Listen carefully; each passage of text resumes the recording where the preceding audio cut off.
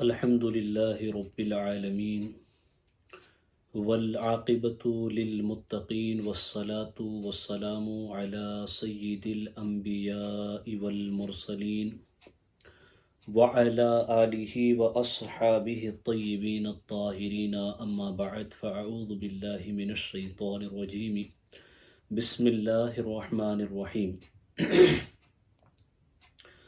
ان اللہ وملائکتہ یصلون علی النبی یا ایہا الذین آمنوا صلوا علیہ وسلموا تسلیما اللہم صل علی سیدنا ومولانا محمد معدن الجود والکرم وآلہ الکرام وبنہ الکریم وامتہ الکریمۃ وصحبہ وبارک وسلم۔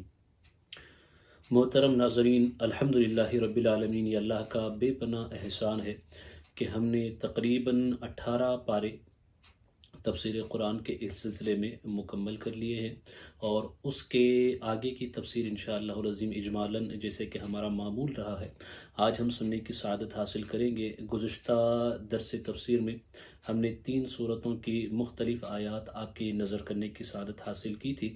آج انشاءاللہ العظیم سورۃ الشعراء اور ساتھ ہی ساتھ سورۃ النمل، ان 2 صورتوں کی انشاءاللہ العظیم ان 2 صورتوں کا اجمال اور ان کی قدر تفسیر بھی آپ کی نظر کرنے کی سعادت حاصل کریں گے۔ سب سے پہلے آئیں ہم جانتے ہیں کہ سورۃ الشعراء جو ہے، اس سورت کے مضامین کیا ہیں۔ اللہ تبارک و تعالی ہمیں حق کہنے، آپ کو حق سننے اور ہم سب کو حق پر عمل کرنے کی توفیق رفیق عطا فرمائے۔ یہ جو سورت ہے سورۃ الشعراء، اس سورت کی ابتدا جو ہے حروف مقطعات سے ہوتی ہے، اور اللہ تبارک و تعالیٰ نے اس سورت کی ابتدا ہی میں حضور اکرم صلی اللہ علیہ وسلم کو ان لوگوں کے حوالے سے جو لوگ حضور اکرم صلی اللہ علیہ وسلم کی بات بات پہ طرح طرح کے مطالبے کرتے تھے، نشانیاں مانگتے تھے، کبھی کہتے تھے کہ ایسا ہے تو آپ کے پاس کوئی ایک باغ کیوں نمودار نہیں ہو جاتا، خزانہ کیوں نہیں نکلتا، فرشتہ کیوں آپ کے ساتھ نہیں چلتا اگر آپ سچے نبی ہیں، تو ان سب چیزوں کو مطالبہ کرتے رہتے تھے۔ تو حضور اکرم صلی اللہ علیہ وسلم کو اللہ نے دلاسا دیا کہ ان لوگوں کی باتوں کو آپ برا نہ مانیں، اور پھر ان کی وجہ سے جو ہے آپ اپنے دل میں جو ہے آپ کو جو تکلیف ہوتی ہے ان کے کہنے کی وجہ سے، تو اے محبوب صلی اللہ تعالیٰ علیہ وسلم، ان کی باتیں اس لائق ہی نہیں ہیں کہ ان کو خاص توجہ دی جائے۔ اگر اللہ تبارک و تعالیٰ چاہے تو وہ آسمان سے کوئی بھی آیت اللہ اتار سکتا ہے، اللہ اس پہ قادر ہے۔ اس کے بعد اگر اس صورت کو آپ دیکھیں گے تو یہ صورت تقریباً more than 60 to 70% اس صورت کا جو ہے یہ انبیاء علیہم السلام ہی کے واقعات پہ کلام کرتا ہے۔ اس میں سے زیادہ تر حصہ جو ہے ان واقعات میں حضرت موسیٰ علیہ السلام کے قصے ہی کا ہے، کیونکہ ابتدا کے پہلے رکوع کے بعد ہی سے اس صورت میں حضرت موسیٰ علیہ السلام کا قصہ شروع ہو جاتا ہے، جس میں حضرت موسیٰ علیہ السلام کے دور کی مختلف تفاصیل کو، آپ کے قصے کی مختلف تفاصیل کو قرآن مجید نے اس صورت میں بیان فرمایا ہے۔ جیسے حضرت موسیٰ علیہ السلام کا قصہ ختم ہوتا ہے اس صورت میں، تو اس کے بعد حضرت ابراہیم علیہ السلام کا قصہ شروع ہوتا ہے۔ اس حضرت ابراہیم علیہ السلام کے قصے میں اللہ تبارک و تعالیٰ کی وحدانیت کے حوالے سے جو آپ کی کوششیں تھیں، دعوتیں تھیں، اس کا تذکرہ، اور آپ سے آپ کے رب کا تعلق اور آپ کا اپنے رب سے تعلق کیسا تھا، اسے بھی اس میں بیان کیا گیا ہے، جس میں اس قول کا بھی ذکر کیا گیا جو حضرت ابراہیم علیہ السلام نے کہا تھا کہ اذا مرضت فہو یشفین، اگر میں بیمار ہو جاؤں تو مجھے شفا دینے والا میرا پروردگار ہے، وہی مجھے کھلاتا ہے، وہی مجھے پلاتا ہے، اس کا تذکرہ ہے۔ اور جب حضرت ابراہیم علیہ السلام کا قصہ ختم ہوتا ہے تو اس کے بعد نوح علیہ السلام کا قصہ شروع ہوتا ہے۔ اس میں اگرچہ ترتیب میں حضرت نوح علیہ السلام کی آمد پہلے ہے اور اس کے بعد حضرت ابراہیم علیہ السلام کی آمد ہے، لیکن یہاں حضرت ابراہیم علیہ السلام کے قصے کو پہلے بیان کیا گیا اور اس کے بعد حضرت نوح علیہ السلام کا قصہ بیان ہوتا ہے۔ حضرت نوح علیہ السلام کا قصہ بھی تفصیل کے تقریباً 1.5 صفحے سے زائد جو ہے حضرت نوح علیہ السلام کے قصے کو بیان کیا گیا۔ اس کے بعد جو ہے حضرت صالح علیہ السلام، قوم ثمود کا تذکرہ، قوم ثمود کے تذکرے کے بعد قوم عاد کا تذکرہ، ان کی ہلاکت، اس پہ بیان ہوتا ہے، اور اس کے بعد پھر حضرت شعیب علیہ السلام کی قوم کا تذکرہ۔ حضرت شعیب علیہ السلام کی قوم کا تذکرے کے بعد اللہ تبارک و تعالی حضور اکرم صلی اللہ تعالیٰ علیہ وسلم کو خبر دیتا ہے قرآن مجید کے نزول کے حوالے سے، کہ یہ جو قرآن مجید ہے اسے جبرائیل امین لے کر کے نازل ہوتے ہیں، روح الامین اسے لے کر کے نازل ہوتے ہیں، اور آپ کے قلب پہ اس کا نزول ہوتا ہے تاکہ آپ لوگوں کو اللہ کی طرف سے ڈر سنائیں۔ اس کا تذکرہ اس میں ہوتا ہے، اور پھر یہ بھی بتایا گیا کہ یہ قرآن اللہ نے خالص عربی زبان میں نازل فرمایا ہے۔ اور اس کے بعد شعراء کے حوالے سے ذکر ہم یتبعوا الغاوون، اس کا تذکرہ ہوتا ہے اسی پہ اس صورت کا اختتام ہوتا ہے۔ اس کے بعد سورۃ النمل شروع ہوتی ہے، اور سورۃ النمل بھی اگر چند شروع کی آیات چھوڑ دیں تو اس کے بعد آپ فوراً دیکھیں گے اس میں حضرت موسیٰ علیہ السلام کا قصہ دوبارہ اس میں مکرر ہے، اس کی تکرار ہے۔ دراصل حکمت الہی یہ ہے کہ حضرت موسیٰ علیہ السلام کا قصہ بار بار قرآن مجید میں بیان کیا گیا، کیونکہ اس سے قرآن مجید کی بہت ساری حکمتیں ہیں۔ تذکیر یعنی بار بار یاد دلانا ہے نا، جیسے کہ قرآن مجید میں دوسری جگہ فرمایا گیا وَذَكِّرْ فَإِنَّ الذِّكْرَى خَيْرٌ لِّلْمُؤْمِنِينَ، کہ یہ جو فرمایا کہ مومنین کو یاد دلائیں کہ یاد دہانی جو ہے مومنین کی مدد کرتی ہے، یاد دہانی جو ہے مومنین کو ہیلپ کرتی ہے۔ جس میں یہ کہا کہ مومنین کو یاد دہانی کرائیے، کیونکہ مومنین کو یاد دہانی کرانا نصیحت ان کو نفع دیتی ہے، یہ فرمایا گیا۔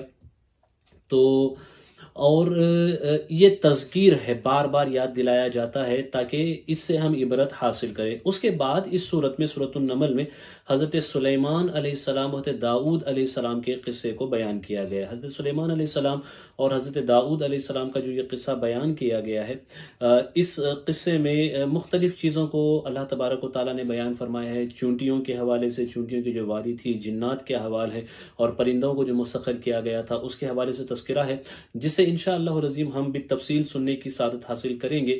اور آج جو ہے ہم اسی پہ گفتگو کر رہے ہیں۔ جو آیات کا آج ہم نے انتخاب کیا ہے وہ وہی ہے جس میں اللہ نے حضرت داؤد علیہ السلام، حضرت سلیمان علیہ السلام کا تذکرہ فرمایا ہے۔ حضرت داؤد علیہ السلام کے حوالے سے تو کچھ باتیں ہم نے جب پہلے دوسرے پارے کی تفسیر ہو رہی تھی تو طالوت جالوت کے قصے کے وقت کچھ تفاصیل ان کی وہاں پہ ہم نے ہمارے ناظرین و سامعین کے نظر کرنے کی سعادت حاصل کی تھی۔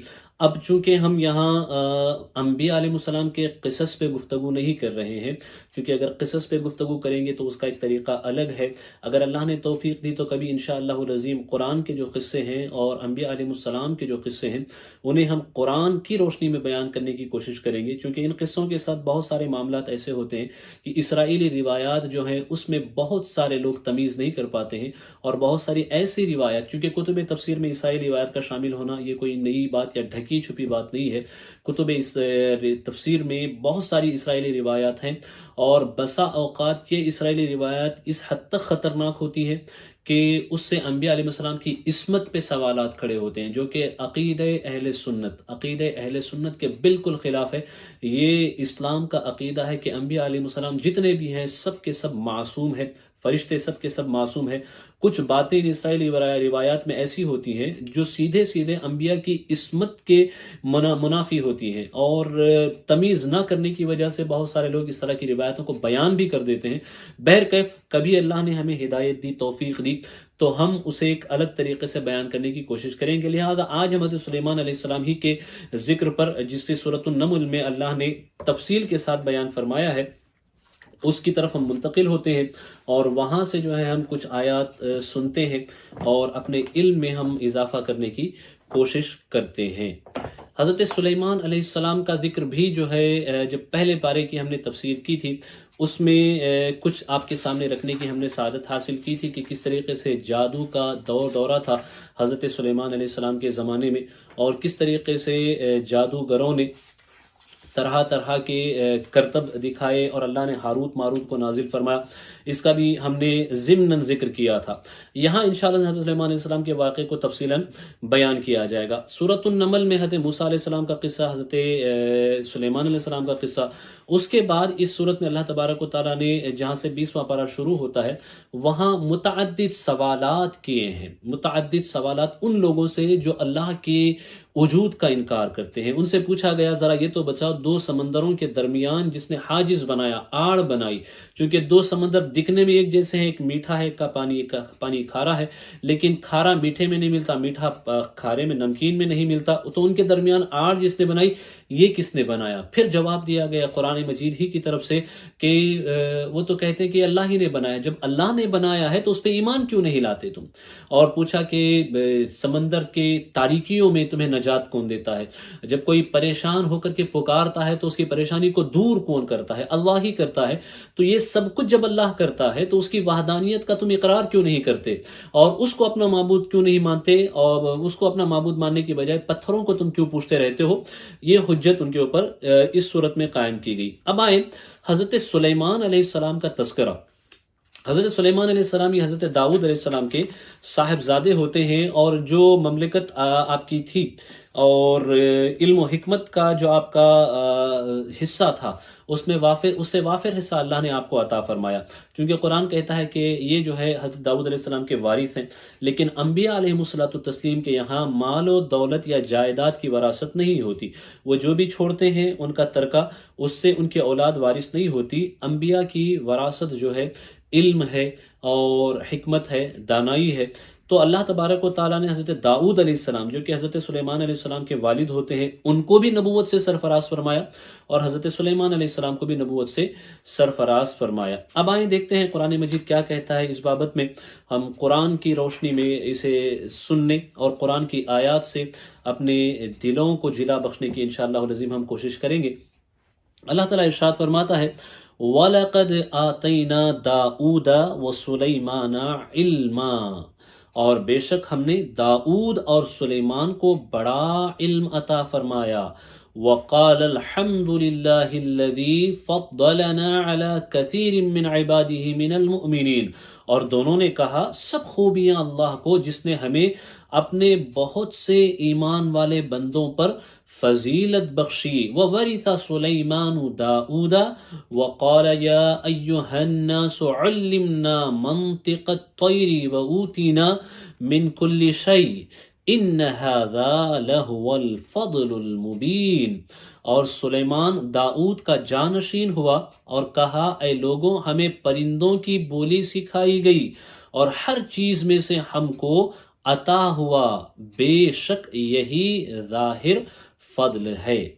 میرے پیارے آقا صلی اللہ تعالی علیہ وسلم کے پیارے دیوانوں، حضرت داؤد علیہ السلام کو اللہ نے جو کمالات عطا فرمائے تھے، ایک تو لہن داؤدی بڑی معروف ہے، بڑی مشہور ہے، بڑی پیاری آواز اللہ نے آپ کو عطا فرمائی تھی، اور ساتھ ہی ساتھ اللہ نے آپ کو یہ کمال عطا فرمایا تھا کہ مختصر سے وقت میں بہت بڑے بڑے کام کرنا. جیسے آپ اپنے گھوڑے کی زین کستے کستے، زین کے کسنے کے مکمل ہونے سے پہلے آپ قرآن کی تلاوت کر لیا، آپ زبور کی پوری تلاوت کر لیا کرتے تھے، ایک زبور کو آپ ختم کر لیا کرتے تھے.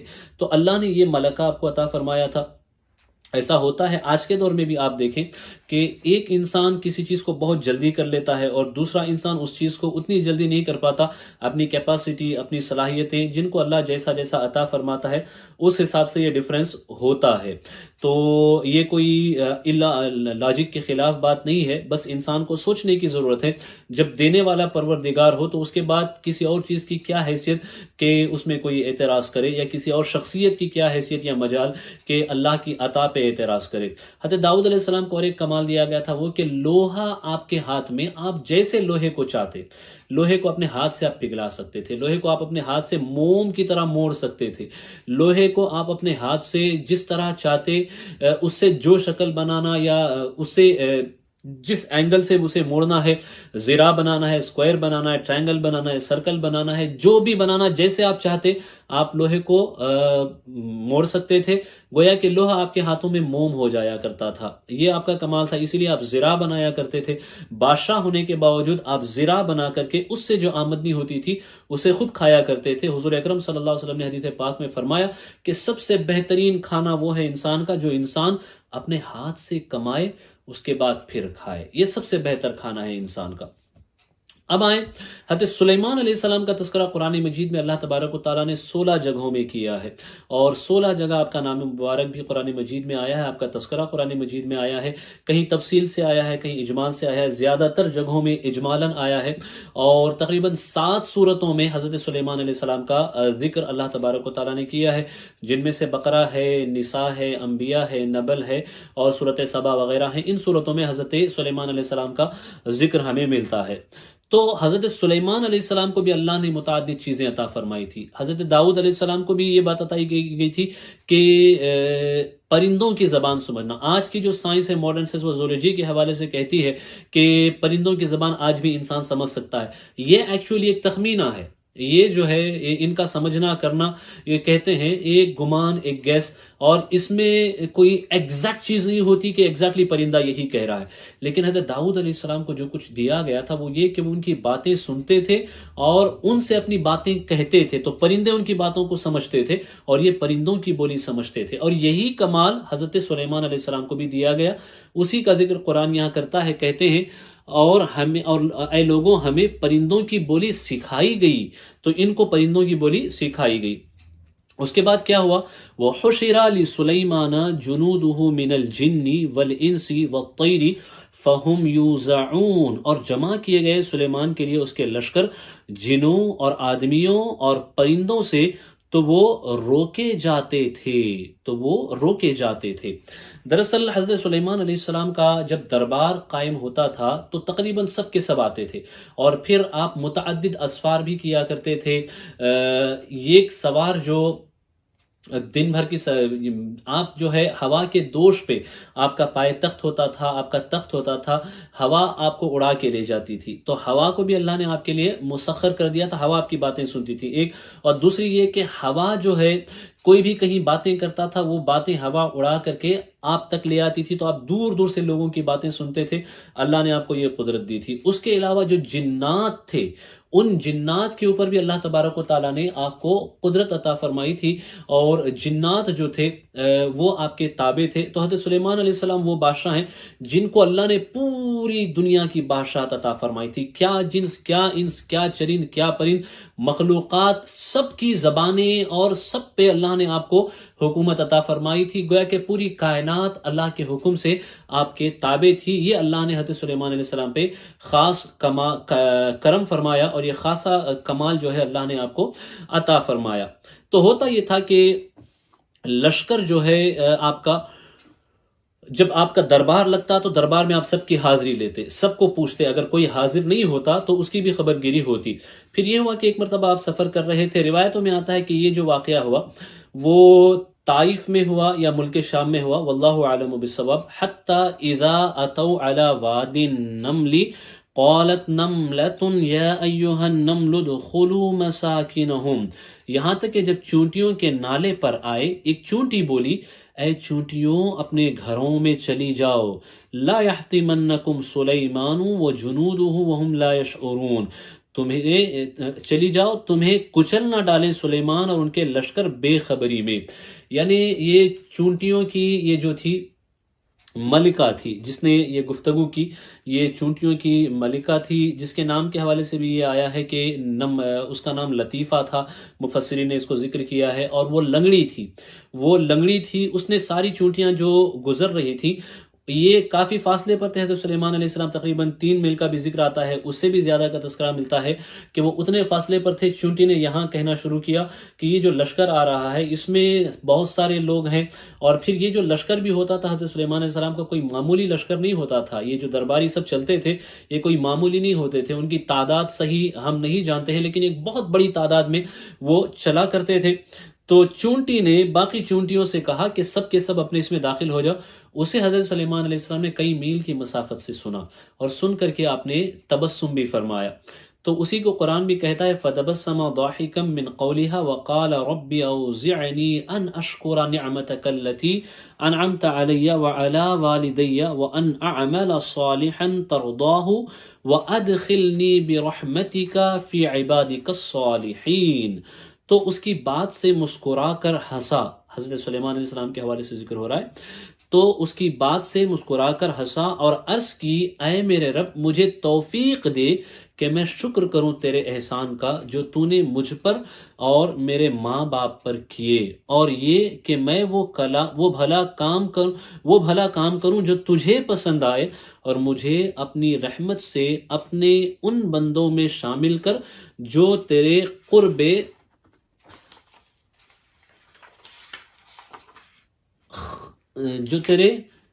قرب خاص کے حقدار ہیں، سزاوار ہیں. یعنی اپنے قریبی جو بندے ہیں میرے اللہ، ان میں مجھے بھی شامل فرما. یہ آپ کی طرف سے تواضع تھا، عاجزی تھی. آپ پہلے ہی سے اللہ کے قریب بندوں میں تھے، نبی تھے، پھر بھی یہ تواضع عاجزی تاکہ اور قربت ملے، چونکہ وہاں قربت جو ہے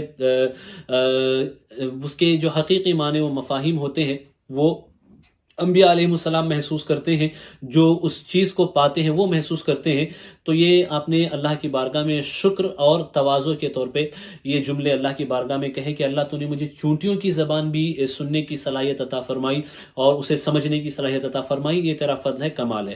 یہاں دیکھیں آپ نے شکر کیا۔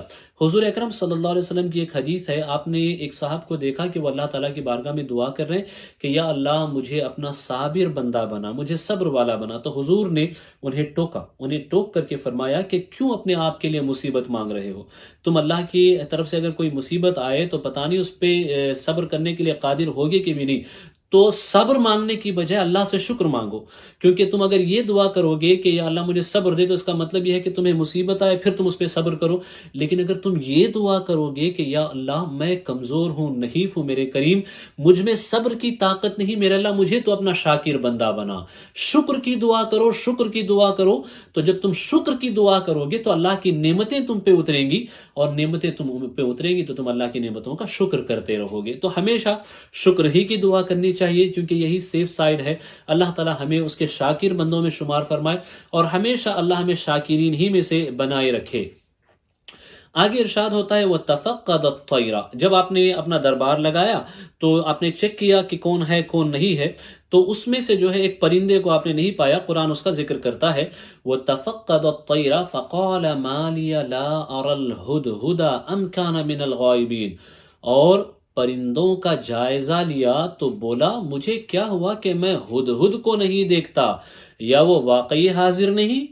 لَأُعَذِّبَنَّهُ عَذَابًا شَدِيدًا أَوْ لَأَذْبَحَنَّهُ أَوْ لَيَأْتِيَنِّي بِسُلْطَانٍ مُبِينٍ، ضرور میں اسے سخت عذاب کروں گا، یا ذبح کر دوں گا، یا کوئی روشن سند میرے پاس لائے۔ چونکہ آپ کے تابع جو ہے جن بھی تھے، چرند بھی تھے، پرند بھی تھے، یہ سب آپ کے تابع تھے، تو اگر وہ کوئی خطا کرتے تو اللہ کی طرف سے ہی آپ کو اختیار دیا گیا تھا کہ ڈسپلین اور سسٹم کو باقی رکھنے کے لیے، ان کو ایک سسٹم میں رکھنے کے لیے اگر کوئی ڈسپلین توڑے، قانون کی خلاف ورزی کرے تو اس کو سزا دیں، یہ اللہ نے آپ کو اختیار دیا تھا۔ تو اسی کے حوالے سے آپ نے کہا کہ چونکہ دربار میں رہنا سب کے لیے ضروری ہے، یہ سے بے ادبی کی گستاخی کیسے کر سکتا ہے کہ یہ دربار میں حاضر نہیں ہے؟ اگر اس کے پاس کوئی معقول عذر نہیں ہوگا، کوئی جینوائن ریزن نہیں ہوگا، تو یہ جو اس نے اصول کی خلاف ورزی کی ہے اسے اس کی سزا ملے گی۔ فمکث، جو ہدہد تھا یہ پرندہ، وہ جو ہے اس کا بھی دیکھیں اللہ کیا بیان فرماتا ہے اس کے حوالے سے، فمکث غیر بعید فقال احطت بما لم تحط به وجئتک من سبأ بنبأ یقین، تو ہدہد کچھ زیادہ دیر نہ ٹھہرا اور آ کر عرض کی کہ میں وہ بات دیکھ آیا ہوں جو حضور نے نہ دیکھی، اور میں شہر سبا سے حضور کے پاس ایک یقینی خبر لایا ہوں۔ ہدہد نے اپنے بچاؤ کا سامان کر لیا، اپنے آپ کو بچانے کا انتظام اس نے کر لیا، اور آ کر کے ایک جنوائن ریزن حضرت سلیمان علیہ السلام کے سامنے رکھا کہ دیکھیں میری غیر حاضری ایسے ہی نہیں تھی، بلکہ میں ایک بہت ہی امپورٹنٹ خبر لے کر کے آیا ہوں جو اس سے پہلے آپ کے علم میں نہیں تھی، میں وہ چیز آپ کے سامنے لایا ہوں۔ تو حضرت سلیمان علیہ السلام نے کہا چلو بیان کرو۔ انی وجدت امرأة تملکہم وأوتیت من کل شیء ولها عرش عظیم، میں نے ایک عورت دیکھی کہ ان پر بادشاہی کر رہی ہے اور اسے ہر چیز میں سے ملا ہے اور اس کا بڑا تخت ہے۔ یہ بلقیس جو ہے ملکہ سبا تھی یمن میں، یمن کا تذکرہ ملتا ہے کہ وہاں پہ یہ تھی، اور دوسری روایات بھی ہیں۔ تو اس کا جو تخت ہوا کرتا تھا ہیرے جواہرات چاندی اور اس طرح کے بڑی قیمتی جو دھاتیں ہیں ان سے بنا ہوا تھا، اور اس کے یہاں بھی بہت بڑے تابع لوگ ہوا کرتے تھے، ایک ایک سردار کے ماتحت ہزاروں لوگ اس کے یہاں بھی، اس ملکہ کے یہاں بھی ہوا کرتے تھے۔ ہدہد نے گیا اور سب دیکھ لیا، اور دیکھ کر کے آ کر کے بتایا کہ یہ مومن نہیں ہے، یہ مسلمان نہیں ہے، یہ بتوں کی عبادت کرتے ہیں، یہ آتش پرست ہیں، آگ کی عبادت کرتے ہیں۔ مختلف اقوال ہیں، قرآن کیا کہتا ہے اسے ہم سنتے ہیں، اور یہ ہے کہ یہ کواکب پرست بھی ہیں، سورج کی عبادت کرتے ہیں۔ قرآن کہتا ہے وَوَجَدْتُهَا وَقَوْمَهَا يَسْجُدُونَ لِلشَّمْسِ مِن دُونِ اللَّهِ، میں نے اسے اور اس کی قوم کو پایا کہ اللہ کو چھوڑ کر سورج کو سجدہ کرتے ہیں۔ یہ سورج پرست قوم تھی، سورج کی عبادت کرتی تھی۔ تو اس نے کہا کہ یہ سورج کو سجدہ کرتے ہیں، وَزَيَّنَ لَهُمُ الشَّيْطَانُ أَعْمَالَهُمْ فَصَدَّهُمْ عَنِ السَّبِيلِ فَهُمْ لَا يَهْتَدُونَ، اور شیطان نے ان کے اعمال ان کی نگاہ میں سوار کر ان کو سیدھی راہ سے روک دیا تو وہ راہ نہیں پاتے. یعنی شیطان انہیں یہ ریالائز کرنے ہی نہیں دیتا ہے کہ جو کر رہے ہیں وہ غلط کر رہے ہیں. ہمیشہ ان کے دل و دماغ میں یہ بات ڈالتا رہتا ہے کہ you are doing right, you are doing correct, تم صحیح کر رہے ہو، تم اچھا کر رہے ہو. چلو تو پھر وہ ہدایت نہیں پاتے، اسی گمراہی پر چلتے رہتے ہیں. اللہ يسجدوا للہ الذی یخرج الخبأ فی السماوات والارض ویعلم ما تخفون وما تعلنون. کیوں نہیں سجدہ کرتے اللہ کو جو نکالتا ہے آسمانوں اور زمین کی چھپی چیزیں اور جانتا ہے جو کچھ تم چھپاتے ہو اور ظاہر کرتے ہو. یہ جو ہے آیت سجدہ ہے جو ہم نے آپ کے سامنے تلاوت کی. اللہ لا الہ الا هو رب العرش العظیم، اللہ ہے کہ اس کے سوا کوئی سچا معبود نہیں، وہ بڑے عرش کا مالک ہے. یہ آیت سجدہ ہے. اور جب کبھی آیت سجدہ کی تلاوت کی جائے تو اگر حالت نماز میں کی جائے تو فوراً ہی سجدہ کرنا یہ ضروری ہے، اور اگر حالت نماز میں نہ ہو تو تلاوت مکمل کر کے بھی سجدہ کر سکتے ہیں، اور جس وقت آپ نے سنا اس وقت بھی آپ سجدہ کر سکتے ہیں، لیکن سجدے کا کرنا یہ تلاوت آیت سجدہ کی تلاوت کے بعد واجب ہے.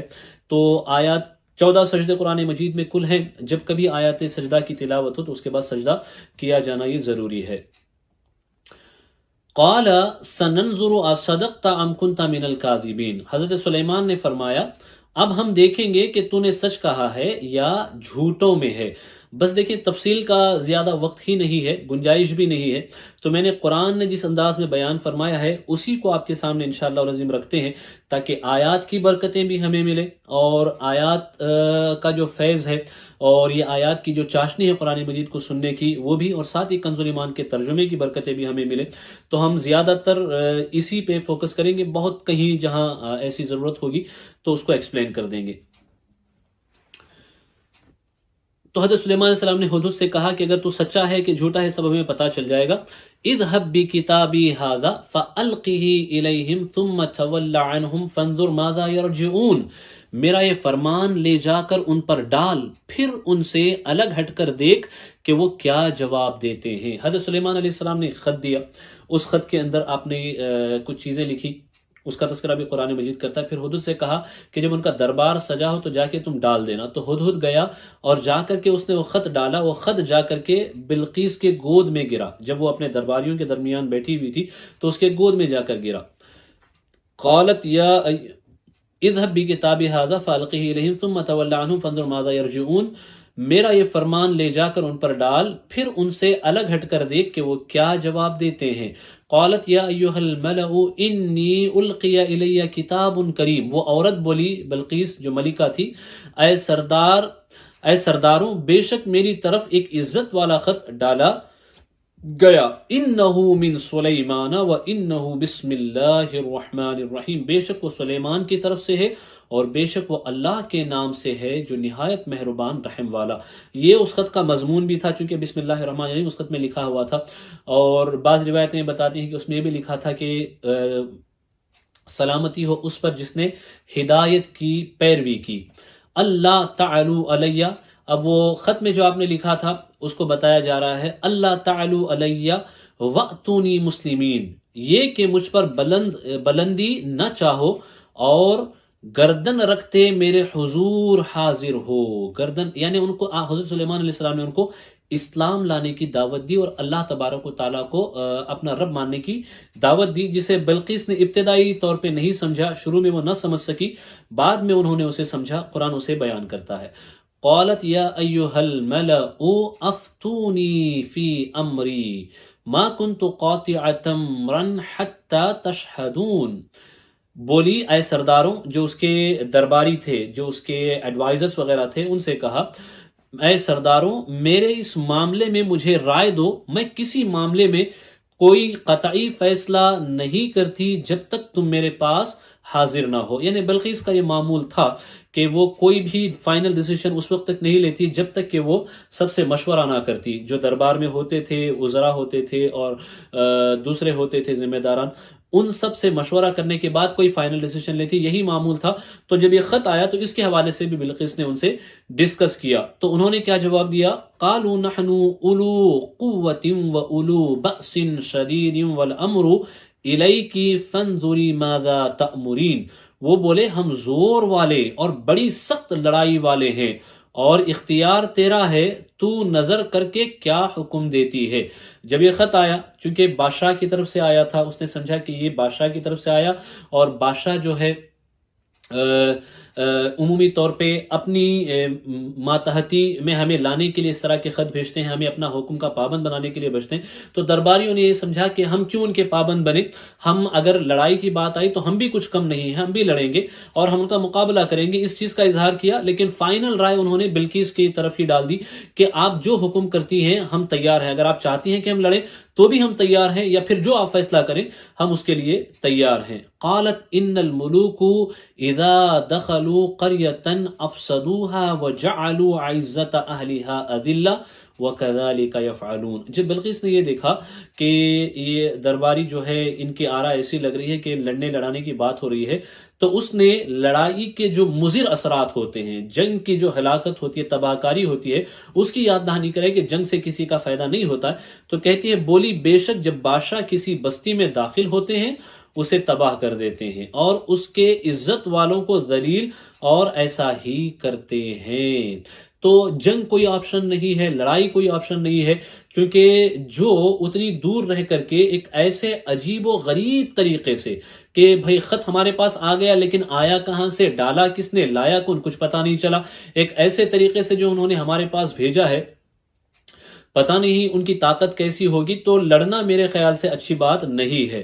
تو پھر اس نے کیا کیا، قرآن کہتا ہے وَإِنِّي مُرْسِلَةٌ إِلَيْهِمْ بِهَدِيَّةٍ فَنَاظِرَةٌ بِمَا يَرْجِعُ الْمُرْسَلُونَ، اور میں ان کی طرف ایک تحفہ بھیجنے والی ہوں، پھر دیکھوں گی کہ ایلچی کیا جواب لے کر پلٹے۔ دراصل بادشاہوں کی عادت ہوتی ہے کہ اگر تحفہ ہے تو تحفے قبول کر لیتے ہیں، لیکن انبیاء علیہ السلام کا حال یہ ہوتا ہے کہ جب دعوت کے معاملے میں، دین کے معاملے میں اگر کوئی انہیں اس دعوت کے مقابلے میں کوئی تحفہ دینا چاہے تو وہ کبھی اسے قبول نہیں کرتے۔ یہی وجہ ہے کہ حضور اکرم صلی اللہ علیہ وسلم نے فرمایا کہ اے چچا، اگر یہ میرے ایک ہاتھ میں چاند رکھ دیں، دوسرے ہاتھ میں سورج رکھ دیں، تو بھی میں ان کو اللہ کی طرف بلانے سے نہیں رکوں گا، چونکہ ہمارا فریضہ یہ ہے کہ ہم دعوت دیں، دین کی طرف بلائیں، تو ہم اس سے کبھی بھی گیو اپ نہیں کر سکتے۔ تو حضرت سلیمان علیہ السلام بھی نبی تھے، تو بلقیس نے سوچا کہ اگر یہ نبی ہوں گے تو یہ تحفہ نہیں لیں گے، اور اگر یہ صرف بادشاہ ہوں گے تو تحفے سے خوش ہو جائیں گے۔ اس نے تحفے میں بہت ہی قیمتی چیزیں آپ کے پاس، ہیرے جواہرات مرصع اور سونے چاندی اس طرح کی چیزوں سے مرصع چیزیں، بڑے ہی قیمتی چیزیں تحفے میں آپ کی نظر کی، لیکن اس کے آنے سے پہلے ہی حضرت سلیمان علیہ السلام کو اس کی خبر تھی۔ تو قرآن کہتا ہے فَلَمَّا جَاءَ سُلَيْمَانَ قَالَ أَتُمِدُّونَنِي بِمَالٍ فَمَا آتَانِيَ اللَّهُ خَيْرٌ مِّمَّا آتَاكُمْ بَلْ أَنْتُمْ بِهَدِيَّتِكُمْ تَفْرَحُونَ۔ سلیمان کے پاس آیا، پھر جب وہ یعنی وہ تحفہ سلیمان کے پاس آیا، سلیمان نے فرمایا کیا مال سے میری مدد کرتے ہو؟ تو جو مجھے اللہ نے دیا وہ بہتر ہے اس سے جو تمہیں دیا، بلکہ تم ہی اپنے تحفے پر خوش ہوتے ہو۔ اللہ اکبر۔ جو تحفہ لے کر کے آیا تھا اس سے کہا کہ جو کچھ تمہارے پاس ہے یا جو چیزیں تمہارے پاس ہے اللہ نے اس سے زیادہ ہمیں عطا فرمایا ہے۔ ارجع الیہم فلنأتینہم بجنود لا قبل لہم بها ولنخرجنہم منها اذلة وہم صاغرون۔ پلٹ جا ان کی طرف تو ضرور ہم ان پر وہ لشکر لائیں گے جن کی انہیں طاقت نہ ہوگی، اور ضرور ہم ان کو اس شہر سے ذلیل کر کے نکال دیں گے یوں کہ وہ پست ہوں گے۔ یعنی اب ہم ہمارے لشکر لے کر کے آ رہے ہیں، ہمارا مقصد مال و دولت نہیں، تحفے تحائف نہیں، اللہ کی وحدانیت کا پرچم لہرانا ہے۔ اگر ایمان قبول کرتے ہو تو بہت اچھی بات ہے، ورنہ ہمیں تحفے کی ضرورت نہیں ہے۔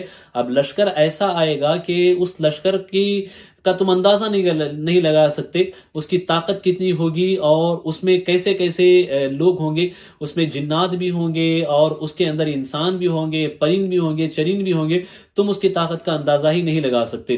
حضرت سلیمان علیہ السلام کا جو دور تھا، اگر اس کو ایک واقعے کے طور پہ میں بیان کروں تو آئی تھنک مجھے کئی گھنٹے لگیں گے اس کو بیان کرنے میں، چونکہ حضرت سلیمان علیہ السلام کے دور میں اللہ نے جو کمالات آپ کو عطا فرمائے تھے، اور اس دور میں تعمیری کام جو شاہکار بنے اس وقت، یعنی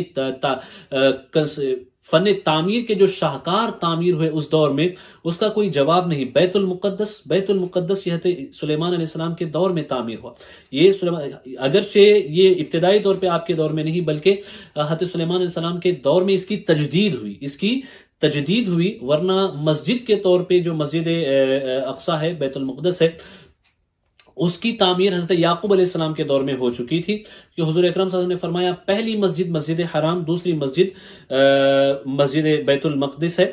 اور حضور نے فرمایا، جب صحابہ نے ان سے پوچھا کہ ان دونوں مسجدوں کے درمیان کیا فاصلہ ہے، تو آپ نے فرمایا 40 سال کا۔ تو گویا کہ یوں سمجھیے کہ بیت اللہ شریف کی تعمیر، تجدیدی تعمیر حضرت ابراہیم علیہ السلام نے کی، اور آپ کی اولاد میں جو تھے حضرت یعقوب علیہ السلام، انہوں نے بیت المقدس میں مسجد بیت المقدس کی تعمیر کی۔ اور جب سلیمان علیہ السلام کا دور آیا تو اس دور میں آپ نے مزید اس کی تجدید فرمائی اور اس میں توسیع فرمائی، اور اس کی نئی عمارت آپ نے بنائی، اور آپ کی اس تعمیر اس میں تقریباً 1000 سال کا فاصلہ ہے۔ یعقوب علیہ السلام اور سلیمان علیہ السلام کے درمیان لگ بھگ 1000 سال کا فاصلہ ہے۔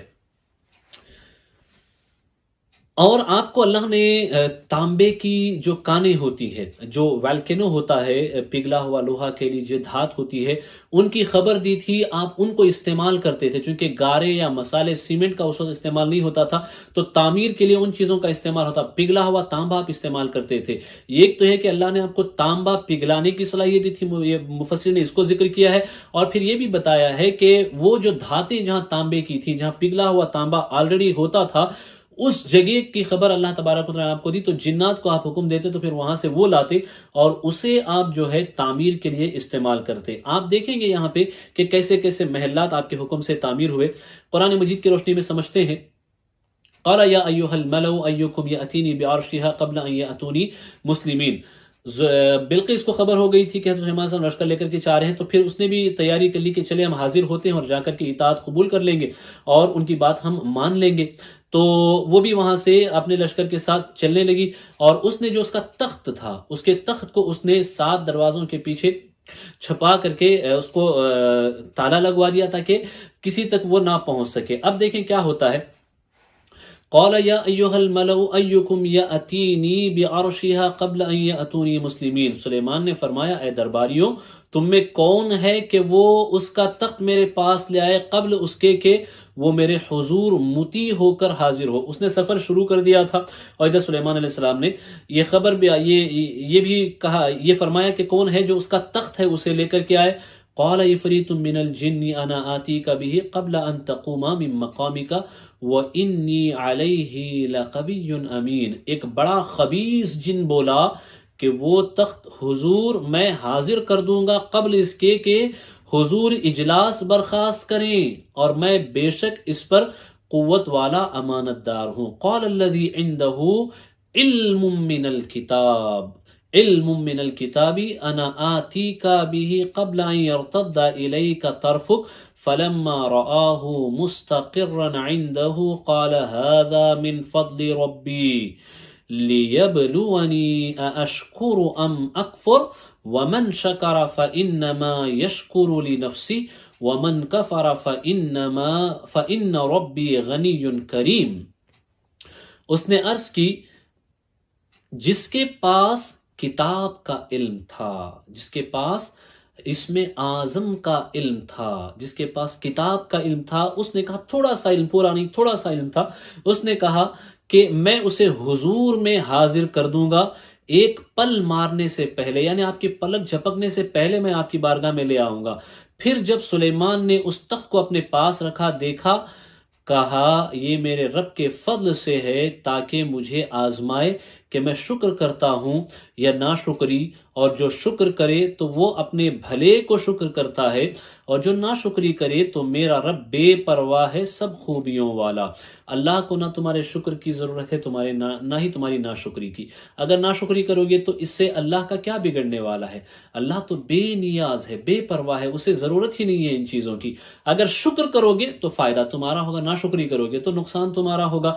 تو اللہ ہمیں ہمیشہ شاکرین ہی میں سے بنائے، شکر کرنے کی توفیق عطا فرمائے۔ اب یہ جو تھے آصف ابن برقیہ ان کا نام ہے، یہ متقی تھے، پرہیزگار تھے، اور انہوں نے یہ کہا کہ میں آپ کے پلک جھپکنے میں اسے آپ کی بارگاہ میں حاضر کر دوں گا۔ پھر انہوں نے عرض کیا کہ حضور میرے لانے کی آپ کو حاجت ہی کیا ہے، آپ اگر صرف اللہ کی بارگاہ میں دعا کر دیں تو وہ تخت خود آپ کے قدموں میں حاضر ہو جائے گا۔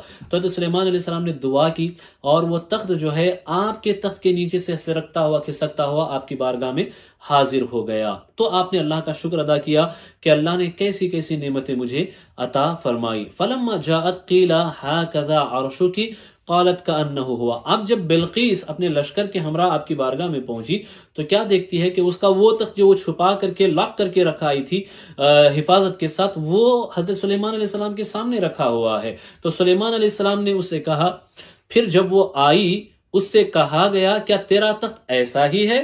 قالت کأنہ ہوا، بولی، وہ بھی ایک حکیمانہ جواب اس نے دیا، بولی گویا یہ وہی ہے، لگتا تو ایسا ہی ہے کہ یہ میرے ہی تخت جیسا ہے۔ وہ اوتینا العلم من قبلها وكنا مسلمین، اور ہم کو اس واقعے سے پہلے خبر مل چکی اور ہم فرما بردار ہوئے۔ یعنی یہ تخت کے آنے سے پہلے، ان چیزوں کے پہلے سے ہی ہم جان گئے کہ اللہ نے آپ کو کیا قوت دی ہے، بلقیس نے کہا، اور ہم فرما بردار بن کر کے آپ کی بارگاہ میں حاضر ہوئے۔ وصدها ما كانت تعبد من دون اللہ انہا كانت من قوم کافرین۔ تو تو گئی حضرت سلیمان علیہ السلام کی اطاعت کو اس نے قبول کر لیا، فرما برداری بھی قبول کر لی، لیکن ابھی اس نے ایمان نہیں لایا۔ تو قرآن کہتا ہے اور اسے روکا اس چیز نے جسے وہ اللہ کے سوا پوچھتی تھی، بے شک وہ کافر لوگوں میں سے تھی۔ قیل لها ادخلی الصرح فلما رأته حسبته لجة وكشفت عن ساقيها قال إنه صرح ممرد من قوارير قالت ربي إني ظلمت نفسي وأسلمت مع سليمان لله رب العالمين۔ اس سے کہا گیا صحن میں آ، پھر جب اس نے اسے دیکھا اسے گہرا پانی سمجھی اور اپنی پنڈلیاں کھولی۔ سلیمان نے فرمایا یہ تو چکنا صحن ہے، شیشوں جڑا۔ عورت نے عرض کی اے میرے رب، میں نے اپنی جان پر ظلم کیا اور اب سلیمان کے ساتھ اللہ کے حضور گردن رکھتی ہوں جو رب سارے جہان کا۔ اس سے پہلے تک وہ یہ سمجھ رہی تھی کہ سلیمان علیہ السلام یہ سب اس لیے کر رہے ہیں تاکہ ہم ان کے فرما بردار بنیں، لیکن حضرت سلیمان علیہ السلام کا مقصد یہ نہیں تھا، مقصد یہ تھا کہ تم میرے نہیں بلکہ اللہ کے مطیع بنو، اللہ کے فرما بردار بنو، اللہ کی ذات پہ ایمان لے آؤ۔ اس لیے میں تمہیں یہ سب چیزیں دکھا رہا ہوں تاکہ تم اس کی قدرت پہ ایمان لاؤ کہ وہ ذات پاک ہے جس نے مجھے یہ قدرت عطا فرمائی، یہ طاقت عطا فرمائی۔ تو ہوا ایسے کہ آپ نے جنات کو حکم دیا کہ ایسا صحن بنائے، یہ پانی نیچے بہتا رہے لیکن اس کے اوپر ایسا صحن بنائے جو ٹرانسپیرنٹ ہو، اوپر سے نیچے کا پورا حصہ نظر آئے، مچھلیاں بھی جو ہیں اس کے اندر وہ نظر آئے، اور اسے پار کرنے کے بعد سلیمان علیہ السلام کا تخت رکھا گیا تھا، تخت وہاں پہ تھا، گویا کہ وہاں تک پہنچنے کے لیے اس صحن سے گزرنا ضروری ہوتا تھا۔ تو دکھنے میں ایسا لگتا ہی نہیں تھا کہ یہ کوئی صحن ہے، تو شیشوں کا بنایا گیا اسے، اور بلقیس نے یہ سمجھا کہ یہ تو شاید پانی ہی ہے، تو جب اس کے اوپر قدم رکھنے کے لیے ہو گئی تو سمجھا پانی ہے، تو اس نے اپنے لباس کو تھوڑا سا اٹھایا تاکہ وہ پانی میں تر نہ ہو جائے۔ تو حضرت سلیمان علیہ السلام نے یہ کیا اس لیے تھا تاکہ اسے احساس ہو کہ میں کس چیز کو مس کر رہی ہوں۔ حضرت سلیمان علیہ السلام دکھانا کچھ اور چاہتے ہیں اور میں دیکھ کچھ اور رہی ہوں۔ تو جب اس نے قدم رکھا اور یہ محسوس کیا یہ تو پانی نہیں ہے، یہ تو ٹھوس شیشہ ہے جس کے اندر سے جو اس کے نیچے پانی ہے، مچھلیاں وہ سب نظر آتی ہے، لیکن بنا کچھ ایسے کمال سے ہے کہ پتہ ہی نہیں چلتا کہ یہ حقیقی پانی ہے یا پانی کے اوپر جو شیشہ ہے وہ۔ تو اس کو اپنی نادانی کا اندازہ ہوا، اس نے ریکگنائز کیا کہ میں نے غلطی کی، کہ میں یہ سمجھ رہی تھی کہ سلیمان علیہ السلام جو ہے اپنی اطاعت کے لیے مجھے یہ سارے کرشمے دکھا رہے ہیں، ایسا نہیں ہے، بلکہ یہ جو کارنامے اور یہ جو کمالات ان کو عطا کیے گئے ہیں یہ دینے والی ذات بہت بڑی ہے، یہ اللہ تبارک و تعالیٰ ہے، لہذا اب مجھے اللہ کی ذات پہ ایمان لے آنا ہے۔ اس نے اسے دیکھا تو اور وہ اللہ کے ذات پر ایمان لے آئی اور وہ مسلمان ہو گئی۔ اس کا قرآن مجید ذکر کرتا ہے۔ حضرت سلیمان علیہ السلام کے اس واقعے کو ہم نے تفصیل تو کیا، میں نے کوئی تفصیل یہاں پہ ذکر نہیں کی، بلکہ صرف جو ہے جو ترجمہ تھا اور بہت قدرے جو ہے جہاں بہت امپورٹنٹ تھا اس کو میں نے تھوڑا سا تفسیر کرنے کی کوشش کی ہے۔ ورنہ حضرت سلیمان علیہ السلام کا یہ جو واقعہ ہے اس میں اتنی تفاصیل ہیں کہ اسے سن کر کے طبیعت میں اللہ تبارک و تعالیٰ کی ذات پہ یقین اور پختہ ہوتا ہے کہ ہواؤں کو آپ کے لیے مسخر کیا گیا، جنات کو آپ کے لیے مسخر کیا گیا، پرندوں کو آپ کے لیے مسخر کیا گیا، ان کی بولیاں ہدہد کیا ہے اور یہ واقعات کہاں پیش آئے، کس جگہ پہ پیش آئے، کیا کیا بیک گراؤنڈ تھا اور اس کا پس منظر کیا تھا، یہ سب بڑی لمبی تفاصیل ہیں، لیکن وقت ہمیں ان ساری تفاصیل کی اجازت بالکل بھی نہیں دیتا ہے، لہذا ہم آج اپنی گفتگو کو یہیں پہ ختم کرتے ہیں۔ میں آپ سے گزارش کرتا ہوں کہ آپ تفاسیر کا جو صحیح تفاسیر ہیں، بلکہ آپ سب سے پہلے ترجمے کی طرف اپنی توجہ ڈالیں اور عادت بنائیں کہ قرآن مجید کے ترجمے کو آپ پڑھیں اور ڈیلی کچھ نہ کچھ ترجمہ آپ پڑھیں، اور اس سیریز کو شروع کرنے کا ہمارا مقصد بھی یہی ہے کہ قرآن سے آپ کا اٹیچمنٹ بڑھے اور قرآن کے اندر اللہ نے جو باتیں کہی ہیں ان باتوں کو آپ سمجھیں اور آپ جانیں کہ آپ کا رب آپ سے کیا کہتا ہے اور آپ کا رب آپ سے چاہتا کیا ہے اور آپ کو اپنے رب سے اپنے تعلق کو کیسے بنانا ہے، مضبوط کرنا ہے۔ اللہ تعالیٰ ہمیں توفیق عطا فرمائے قرآن سے جڑنے کی، قرآن کو سمجھنے کی، قرآن کے ساتھ وقت گزارنے کی، قرآن کی برکتوں سے مالا مال ہونے کی۔ کہنے سننے میں کوئی خطا ہو، غلطی ہو، اللہ اپنے حبیب صاحب الاولاق صلی اللہ تعالی علیہ وسلم کے صدقے میں معاف فرمائے۔ استغفر اللہ ربی من کل ذنب وخطیئۃ واتوب الیہ وما علینا الا البلاغ۔ السلام علیکم ورحمۃ اللہ وبرکاتہ۔